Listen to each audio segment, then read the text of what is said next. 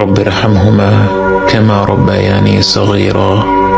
হে আমাদের রব, তাদের দুজনের প্রতি রহমত প্রদর্শন করুন, যেভাবে তারা শৈশবে আমাকে লালন পালন করেছেন। বাবা মা যে পরম স্নেহ মমতা দিয়ে একজন সন্তানকে লালন পালন করেন, সৃষ্টি জগতের কোনো কিছুর সাথেই তার তুলনা হয় না। এই মমতায় কোনো স্বার্থ নেই, নেই কোনো শর্ত। যখন আমরা আল্লাহর কাছে বাবা মায়ের জন্য দোয়া করি, আমরা পৃথিবীর পবিত্রতম মমতার কথা উল্লেখ করে রব্বুল আলামিনকে বলি, আমার রব, আপনি এইভাবেই তাদের উপর রহম করুন।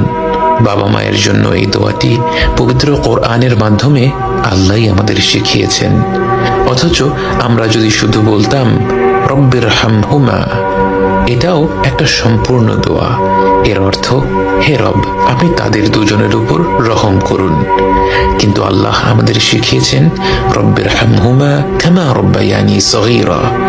শৈশবে তারা কতটা স্নেহ মমতা ভরে আমাদের লালন পালন করেছেন, এ কথা উল্লেখ করতে গিয়ে আমাদের মনে পড়ে যায় তাদের অজস্র আত্মত্যাগের কথা।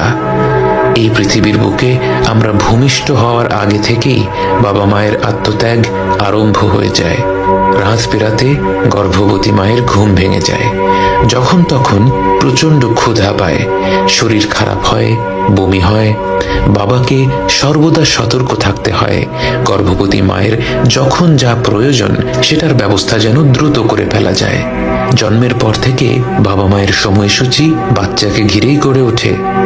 বাবা মা যখন হাত তুলে তাদের রবের কাছে দোয়া করেন, তার কতটুকু নিজেদের জন্যে আর কতটুকু সন্তানদের জন্যে তা তো কেবল আমাদের রবই জানেন।